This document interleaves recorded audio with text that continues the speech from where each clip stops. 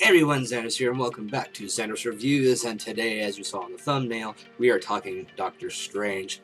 I didn't get the chance to see it on the day it came out, or even like a midnight screening.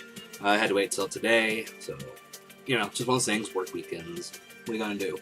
So I got to go see the movie. I saw it a little earlier today. I allowed myself some time to let it sink in, so I'd have a fresh viewpoint, but not just go straight off like any movie hype. So, all right, this is going to be under the original format, which is one video. I'm not going to split this up into two. There's going to be it's going to be spoilers pretty much through and through. So if you haven't seen the movie yet, I will give you the quick rundown, really quick, of my opinion. It's good. Go see it. There you go. Yeah, it was a fun watch. I went into this. I'm not horribly familiar with Doctor Strange overall. I know of him. I watched the animated movie they did a few years back, which I enjoyed, and I suggest you go watch that too. It's really good. So my direct connection to Doctor Strange is tentative at best, and I'm very much a layman when it comes to all the stuff with the lore behind all the mysticism in the Marvel universe when it comes to Doctor Strange and his adventures, the organizations, and all that. So I went into this with a pretty fresh mind overall. So I had no real big expectations outside of just what I'd see from the trailers, and the trailers looked really good. It looked like I was going to enjoy the movie, and sure enough, I had fun. And that's this movie. It's fun, and it's creative, and at times a bit too try hard with its comedy, and I'll discuss that later on in the video. But overall, the presentation, the acting, the music, everything was good. And if you were still on the fence about seeing the movie, go see it. You won't be disappointed.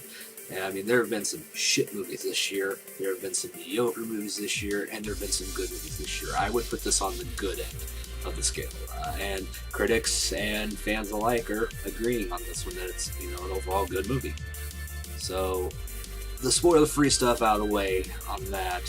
I'm going right into the spoilers. So yeah, buckle in. Here we go. So we have Benedict Cumberbatch as the eponymous Doctor Strange, and I have to say, he fits the role. Maybe you would think that ahead of time when you saw him, prior to anything in costume, but when you see him going in full into character, growing the beard, and starting to assemble his mystic gear and everything, yeah, it's very much Doctor Strange. Again, while it may have only a tentative connection to the history and the lore of the comics and everything for Strange and the character himself, I know what he looks like, and this, I think, is a really good representation of the comics in a very general sense. He makes the character his own in that aspect. Sorry. But I enjoyed him in the role, and I believed he was Stephen Strange. Though the accent at times is a bit nah. I mean, frankly, I wouldn't have been against him just using his natural accent. He could have been, an American citizen that just lived overseas for a long time during his childhood and just, acquired the accent. I don't care how they would have gone about it. It's fine. We could have had the accent. But you know what? Whatever. His American accent isn't bad. I've seen way worse. And I mean, it's not like we haven't butchered the British dialect ever. Mary Poppins. Sorry, Bert. But I think overall he was a fantastic choice for the role, and he was very interesting to watch. Even if at times, again, the writing when it comes to the comedy was a bit try-hard. Just a bit. They tried too hard to make him quippy, and he's not like that. Don't get me wrong, I'm not saying he can't be funny. There was some genuinely funny stuff, but it just felt like they were trying to be like, I don't know, who am I thinking? Ant-Man a little bit, kind of just a bit too Ant-Man in the way they presented him. So that's just how I feel. Now the next character I want to talk about is Carl Mordo, and I'm going to be reading the name because I'll butcher it either way, but looking at least more confident. Chiwetel Ejiofor, I think that's how you pronounce it. I liked him in this movie as kind of the strict stoic kind of character. He's somebody that's very calm of mind and very firm in his stances and his beliefs, and I can respect that about his character, even if I think he is kind of a bit of a stick in the mud near the end a bit, but he has his moral stances and he sticks by them, and that's something I can respect when we get to later in the movie where time manipulation kind of becomes a factor in defeating the big bad and his minions. And I think overall as a teacher character, kind of pseudo-mentor, kind of partner during the training for Strange, that this was a great casting choice. And I want to see him come back in hopefully what will be a sequel very soon, because I think this movie deserves a sequel, and I think that the Mordo character, as portrayed in this movie, was a benefit to it overall. And I'd love to see him come back and see how that kind of internal conflict that he has with Strange's tactics and the tactics of the Ancient One, that led to his decision to basically leave. I want to see where that goes. It leaves a nice open door, and I hope that they address that in a future movie. Rachel McAdams as Palmer, Christine Palmer. And this is something I think is a strength to this movie that has been a detriment to other Marvel movies in recent years. The love story, the love interest. She is there. She has a presence. She contributes a bit to the plot and some of the pathos for Strange. And she's a genuinely likable character.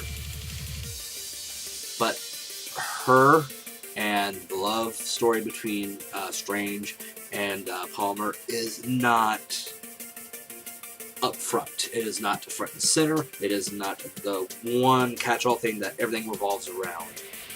It's used to enhance the story, yes, as it should, but it doesn't focus on that, and I don't get annoyed at seeing her. The Thor movies kind of made this mistake for sure, and I'm glad that we have to deal with that anymore in the next Thor movie.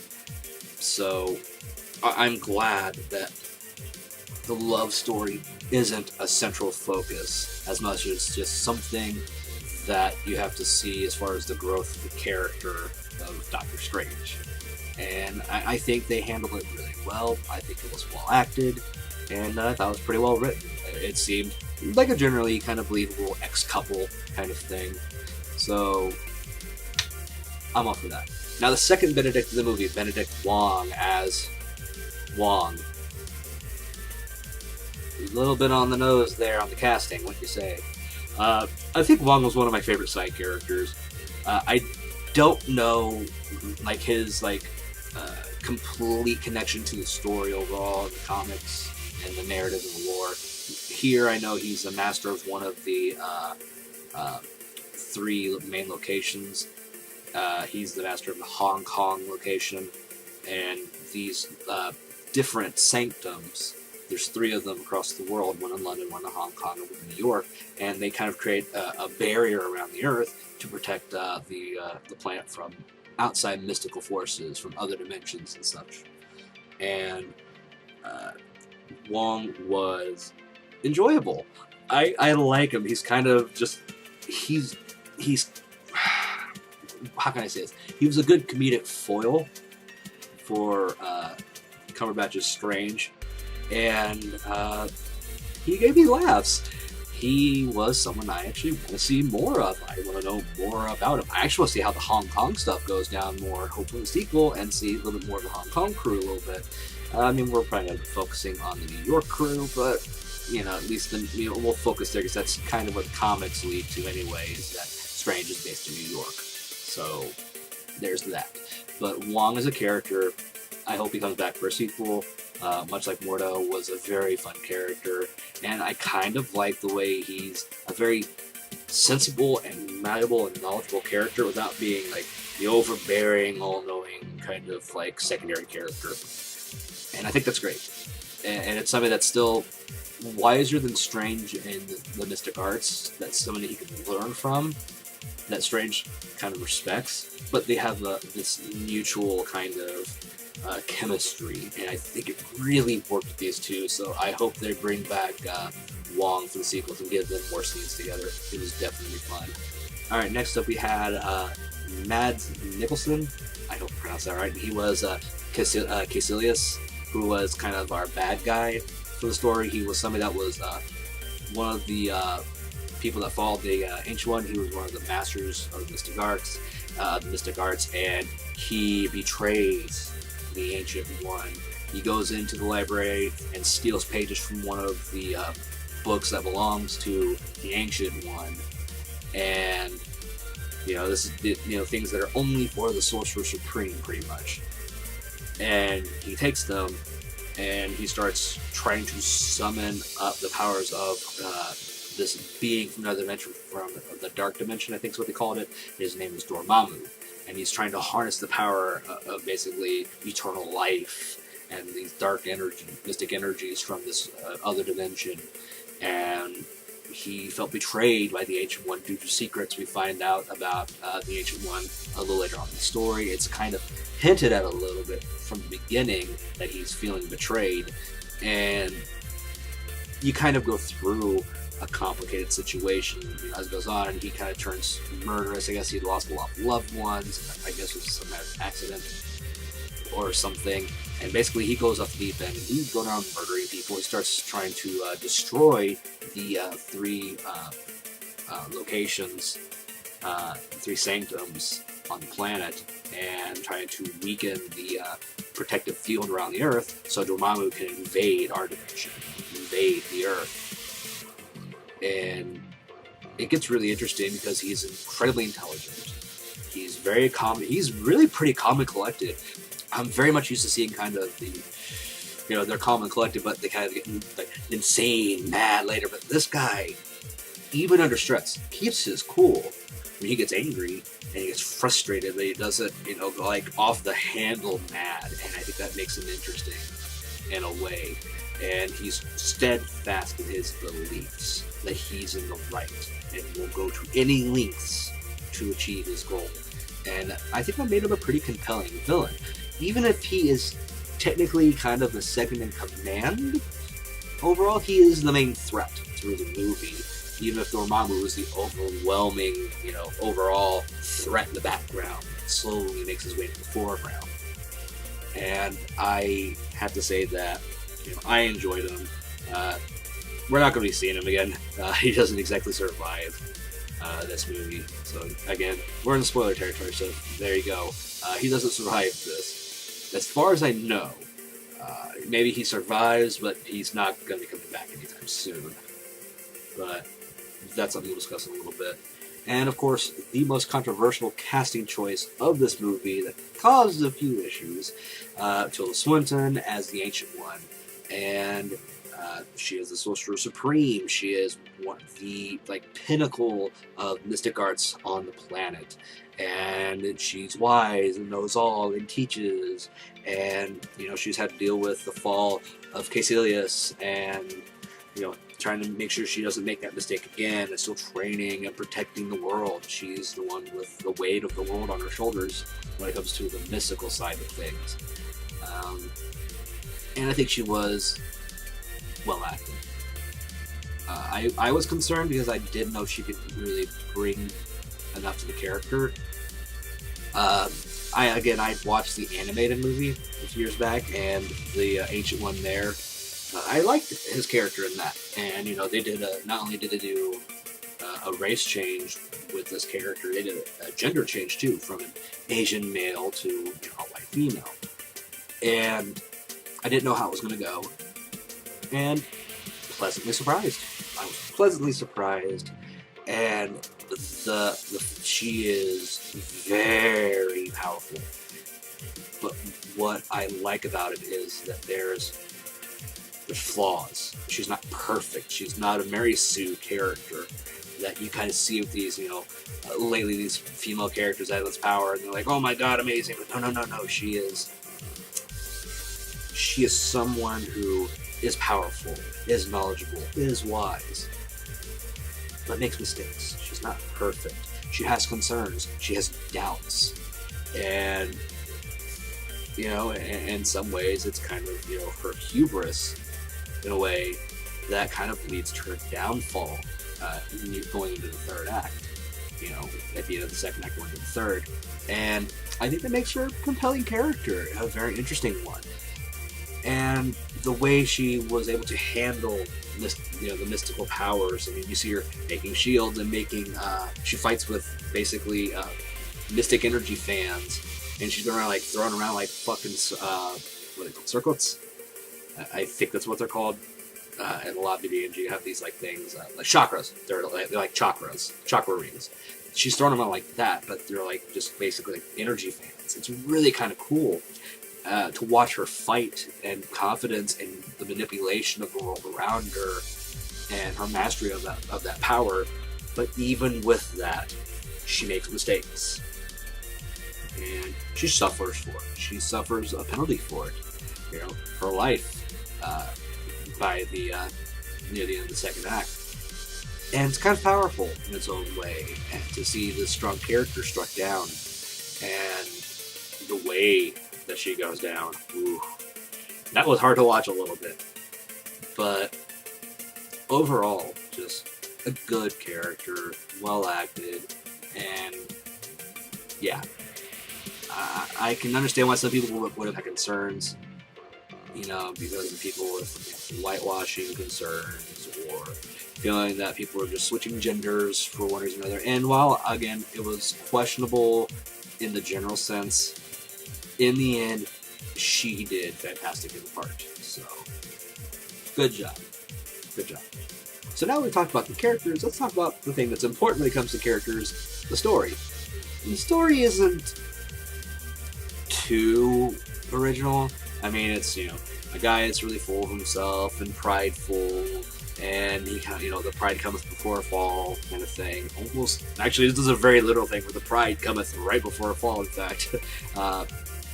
Strange is on his way to some kind of speech, and he's on the phone with one of his assistants at the hospital, and he wants to find a case that's going to be challenging and interesting, but doable.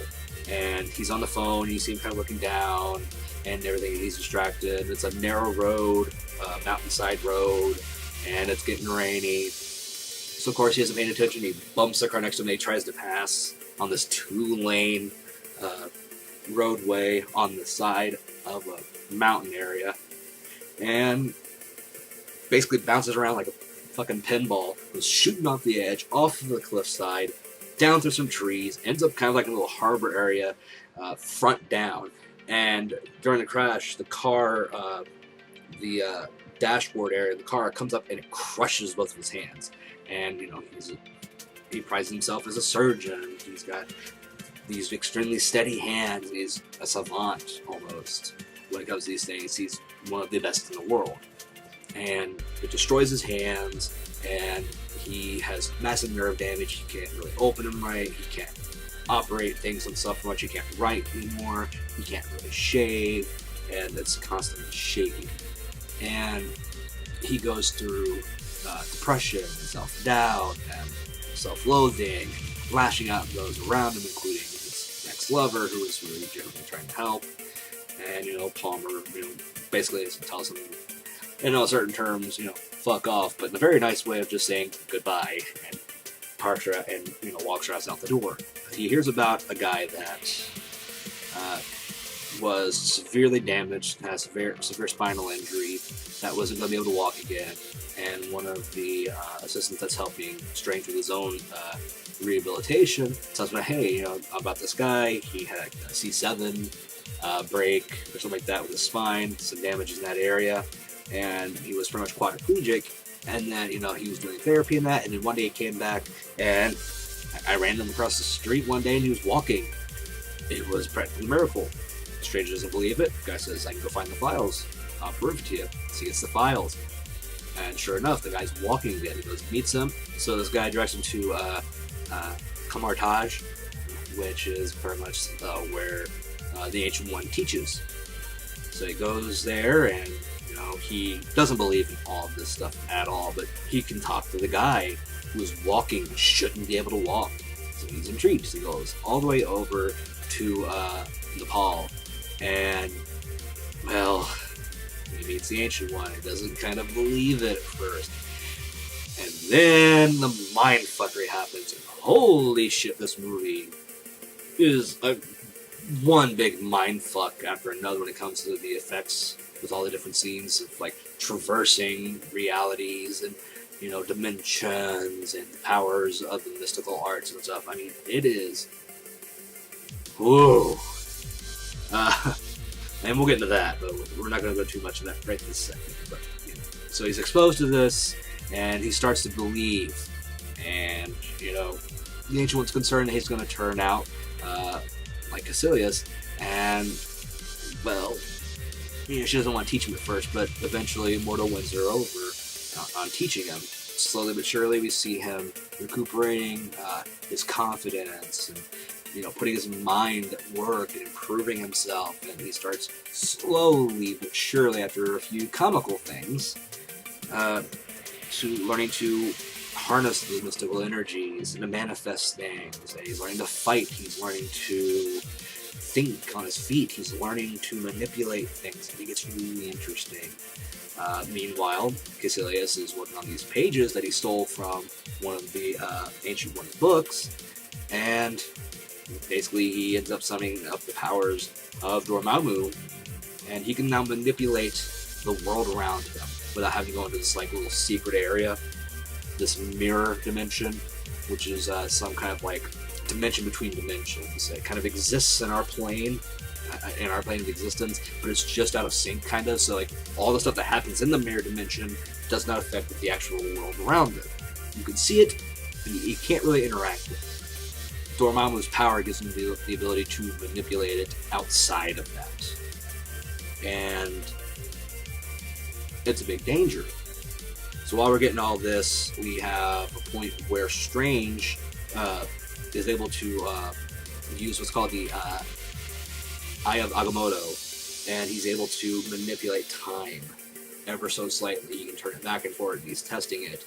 And then he gets caught by Mordo, and they're warning him, this is dangerous. This is, you know, there's problems with this. You can cause untold danger and splinter time. You can actually destroy the time continuum.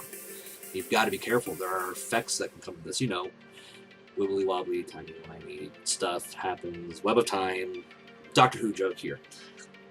Don't worry, I'm not going to do the clip. And things start going to shit. Caecilius attacks the London Sanctum and destroys it. So he's on the move. And then they start to go after New York after everyone's kind of split up. After some massive damage is done to the main sanctum over in Nepal by Caecilius' blast, and you know he ends up Strange ends up in New York, so going around, and he ends up getting into a fight with Caecilius and a couple of his minions inside the New York sanctum, and he's struggling, he's trying, but he's having a hard time. He ends up besting the two minions, and then him and Caecilius kind of get into it, and he ends up coming across the cape, and the cape, the Cloak of Levitations, as it's called, and this is the very iconic, you know, cloak that Strange wears, and this thing is sentient, and it starts fighting to protect them, and actively, you know, going around grabbing things, and tossing aside or blocking blows. It's kind of interesting. And he tries to go for a battle axe, and the cape pulls him the other way and say, no, go over here. And it's kind of like a comical I'm running in place thing, pulling me. Again, the try too hard portion of the humor. But it was still not horrible. It was just a bit cringy, mild cringe, and watching the attempted humor there.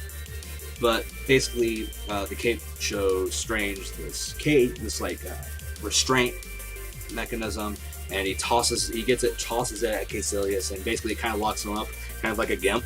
It was like, it's really weird. Looks like he's breakdancing a little bit, which I admit was kind of funny. I did chuckle at that. But it restrains him, and it's really cool. And then we have this discussion going on about Dormammu, and Caecilius is wrong for what he's doing. And Caecilius reveals that the Ancient One is lying about something when it comes to Dormammu. That she betrayed him and the others, and he doesn't know it. So he starts putting two and two together. After he gets into a fight with one of the minions that comes back, stabs him, he gets saved because he ends up making a portal to a nearby hospital, and Christine Palmer saves him, and there's an astral projection fight in the hospital, which is both interesting and kind of funny at times, and he ends up surviving this fight, basically using Christine's working on his body, and tells her to turn up the voltage on a defibrillator, and he uses the energy from the electricity in his astral projected form to destroy the astral projection form of the guy he's fighting, and kills him. And Strange goes back, the guy's dead in the hallway, and he gets the cape on. Or, sorry, the cloak. If I don't call it a cloak, people might lose their shit. And, he meets up with Mordo and the Ancient One, and, he starts talking with both of them, and she's, trying to rally up a bit, and Strange is kind of leery of her, and agitated and angry. And it's a subtle anger. And he reveals that he's like, I've looked at the pages, I know what happened, I know what you've been doing. What she's been doing is siphoning energy from Dormammu, from the Dark Dimension, to prolong her own life. She has been using the powers, the very place she says is horrible and corrupted and wrong, that Caecilius has been following along, and that he's wrong for doing so, but she's kind of doing the same thing. Now, Mordo doesn't believe it, and him and Strange kind of get into an argument, and Strange is, agitated that he killed somebody. It's not his way. He took an oath never to hurt somebody, to do no harm, and he killed somebody. Mordo thinks that's not a problem because he was trying to survive, to protect himself, and sometimes you have to do. And neither is wrong. It's a different point of view, and from two different stances, and it's really interesting to see these two kind of butting heads a little bit while still having that respect for each other.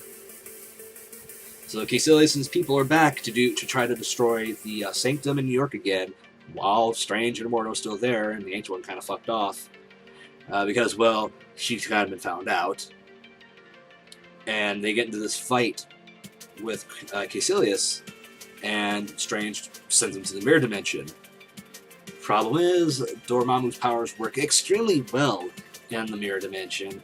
They're practically limitless, and oh boy, does Caecilius and his crew fuck everything up. I mean, we're seeing buildings turning and twisting and splitting, everything rearranging, cars going off the edges of roads, like wrapping around, and like clones of everything, like you see in the trailer where you have like the city here and the city here and the city here. I mean, everything.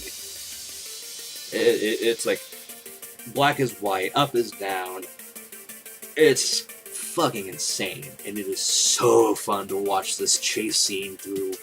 These buildings are constantly switching places, or extending, or folding in on themselves, or they're turning on staircases that suddenly turn into trains, into like subway trains, and it's just hard to explain. You have to watch it to really get the feel of what I'm talking about here, because I can't explain it and do it justice, but it's such an interesting chase scene. And the Ancient One shows up, and she's manipulating everything in the mirror dimension to kind of settle this fight, and Mordo sees it and sees her manipulation of things in the mirror dimension, and he realizes that Strange was telling the truth, that she is using Dormammu's powers to enhance herself. And, he's kind of disheartened. And the Ancient One gets into a fight with Caecilius' people. Caecilius kind of sacrifices one of his own people, stabbing through them to stab her, and then sends her through a portal out of the mirror dimension, and she's falling down a building side. And she crashes through like a glass awning and on the ground. The camera does not cut away. You see the fall, then you see the crash through the awning, and then smack on the concrete. It's pretty damn visceral. I mean, it's not like blood and guts go everywhere like you would think, but it... Wow. That one hurt a little bit watching. So Palmer he takes her to Palmer and his assistant, and they try to save her. He goes into an astral projection, sees her going off. They talk, and she's scared of dying, but she says she can't see beyond this point in her own life. But with Strange, she sees so many possibilities. They have such a great,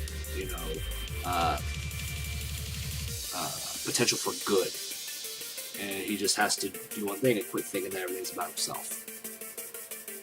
So she passes, and he's kind of left to kind of fight off Caecilius and his people. And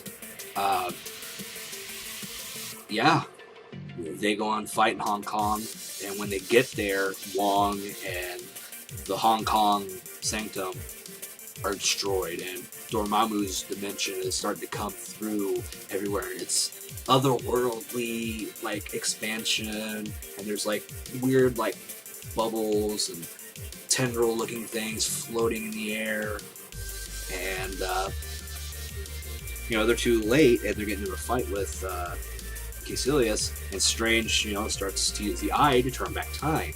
So everything's reconstructing around them as time is reversed, and he takes himself and Mordo out of the time reversal, to where they can function while time is reversing around them. So they're actively, aware, dodging things as everything's going back into place, and people are flying back into their cars they flew out of. Buildings are reassembling.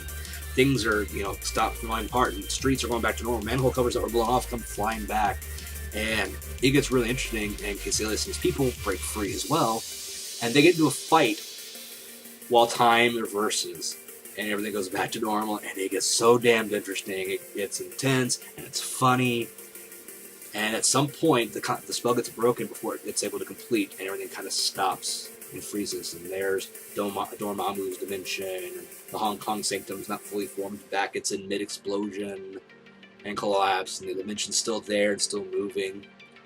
And Caecilius makes a comment that, it's a place beyond time. Strange gets an idea. He goes into Dormammu's dimension. He plays around with the eye a bit, and he goes and confronts Dormammu, which is this massive fucking face, like rippling energy, and they're talking to each other, and basically he kills Strange. And then Strange pops back up saying he's got an offer. Yeah. And he kills him again, and it keeps happening on and over again. Dormammu starts realizing what's going on. It's like, this is called, basically, Strange created a time loop using the Eye of Agamotto, and time does not exist in Dormammu's dimension, so he brought time to Dormammu's dimension, and it's an infinite loop. They're stuck in this trap repeatedly. No matter how many times he's killing Strange, Strange just comes back with, he's got, he wants to make a deal. And over and over and over, and finally Dormammu has had it, and he's willing to listen. Basically, he wants Dormammu to take his minions, his followers, into his dimension, and then never come back, and he'll break the loop. That's simple. And Dormammu is played by Cumberbatch, which is kind of funny. So Cumberbatch, as Dormammu, is killing and arguing with Cumberbatch as Doctor Strange. So he's arguing with himself, and it's a weird kind of meta thing, in a way. And it kind of brings around this whole thing that Strange is overcoming his, whole selfishness and all about himself while kind of arguing with himself. So it's kind of a weird metaphor in its own way. And he's willing to sacrifice himself to being stuck in this time loop to keep, Dormammu from coming through. Well, Dormammu agrees. You see the Caecilius and his men kind of start, like, decaying weirdly and morphing and manipulating, and then they go flying into the dimension and to never return, and everything closes up and goes back to normal. Mordo decides to leave because he can't justify, manipulating the laws of nature the way they did, so he doesn't want anything of it, and he leaves. Wong and Strange go back, put the eye back, and they're having a discussion about things, and we find out that the Eye of Agamotto is one of the Infinity Stones. So we have a hint towards the Infinity War coming up for the next Avengers movies. And, Wong goes back to Hong Kong, and Strange takes over as the master at the New York Sanctum. So here we are at the end of the movie, and Strange notices he can use his hands a little bit more. They're slowly healing, but he's letting things go on their own course. And, we have him standing in front of the window, his cape behind him, his cloak, sorry, I can't help it, cape, superheroes. His cloak behind him and everything. And the movie ends. And then we get to the after credits scene. And we have Strange sitting there, gloved hands, in the New York Sanctum talking to somebody, and we see that it's Thor. He's holding a cup of tea, says, he's not really into tea. He goes off screen for a second, next thing you know, the camera pans back, he's got a big glass of, beer, or mead, or whatever it was. So he starts drinking that, and him and Strange are just talking. And while they're talking, and he's finished off the glass, the thing starts refilling. And basically, Thor brought Loki to New York and was looking for Odin. Strange says, my job is to protect this world from other dimensions, and your brother is kind of an issue. So basically, if you find your dad, you'll leave, right? Thor says, yep, promptly. It's like, well then, allow me to help. And I think that leads into Thor Ragnarok. So I think Doctor Strange is going to be with Thor and Loki and the next Thor movie, which, that's going to be interesting. So I don't know. But that's your after credits scene. And your Stan Lee cameo for the movie was him on a bus reading something and kind of chuckling at himself during the really, really big what the fuck fight through the city that I was talking about earlier. And that's Doctor Strange in a nutshell as far as the story. It's pretty in-depth. I know I prattled on. I'll probably trim this down a little bit, cut out some stuff. But the story, as far as some of its parts, are kind of par for the course for kind of a hero's journey. But the elements, the mysticism put in here, some of the lore, and the characters themselves really elevate the story. And by far, the biggest hero of this movie is the visual effects. Wow, they are some of the best I have seen in a movie in a long time, and some of the most creative I've seen in a long time. And the fight choreography is pretty solid too. Add in that with the visual effects, and it's golden. I mean, I will be surprised that this movie does not win an Oscar or something for the visual effects department, because it deserves it. It deserves it, if anything else. Maybe Rogue One will, give it more for its money, but I kind of doubt it, because this was just so creative. The music, like I said, the musical score was pretty solid. There's some eclectic stuff in there because, the whole thing with Stephen Strange is that he's got a photographic memory, and he knows all these useless facts, and there's a whole thing with him knowing the exact years and name of songs and everything, and as they play them, it's one of those weird little things like that. Overall, I think that this was a really good movie.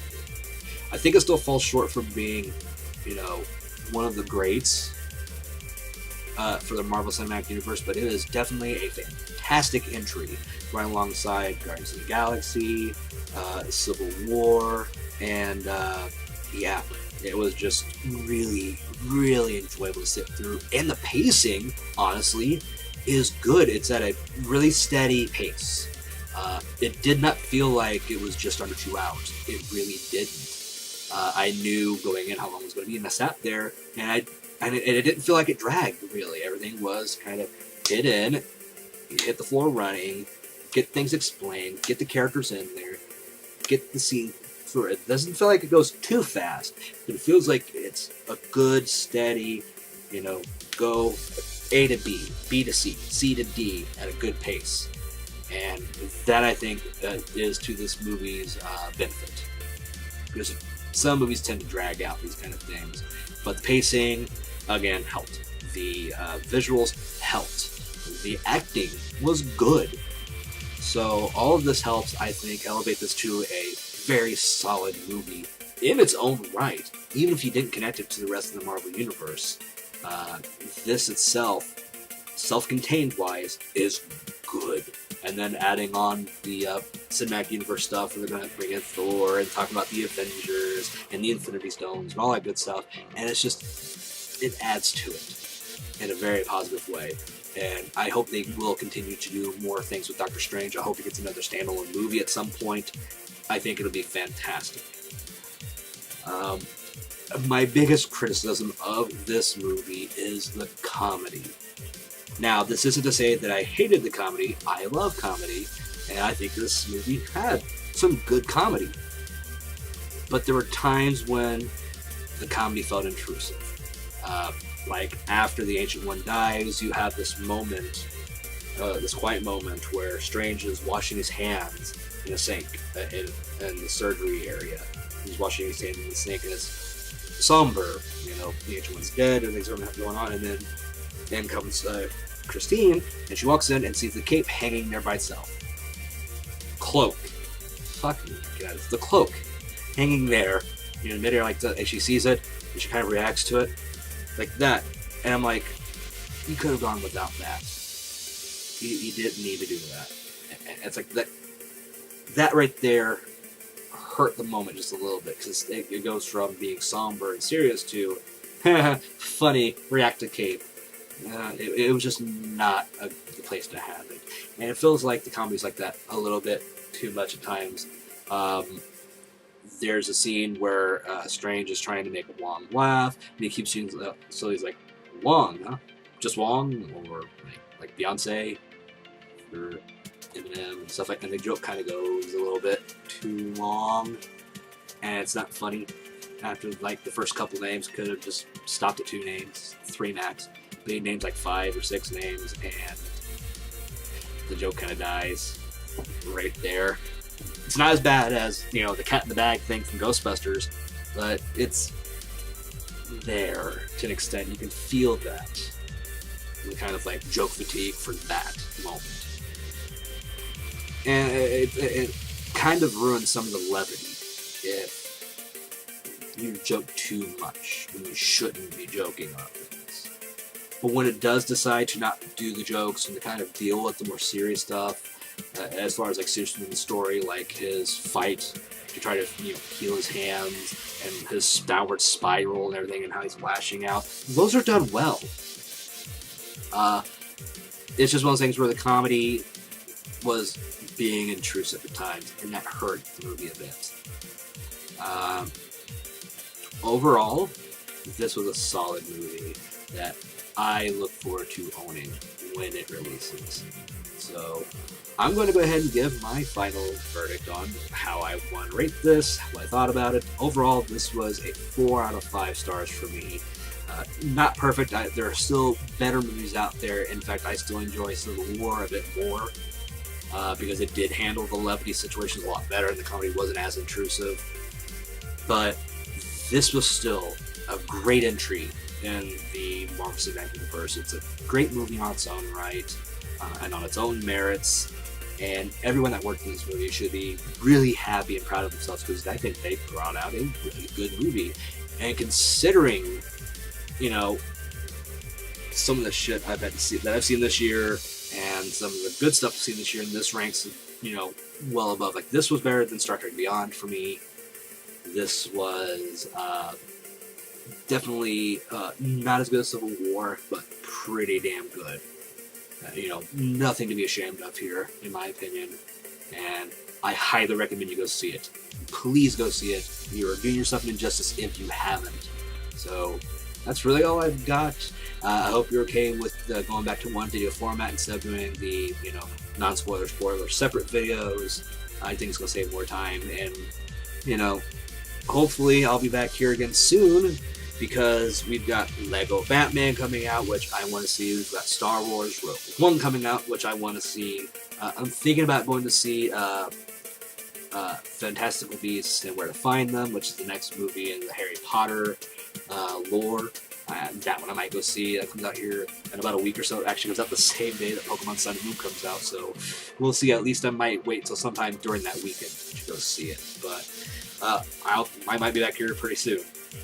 It's going to be busy for movie going here for the rest of November and into December. So as always, thank you for watching. Don't forget to like, share, and subscribe, as well as follow me on Twitter at Zandrous. And, well, I'll see you in the next video, whether it's a Zandrous reviews or not. I don't know. Maybe something else will pique my interest in between the next movie and now. So until then, my name is Zandrous, and as always, I'll see you in the next one. Later.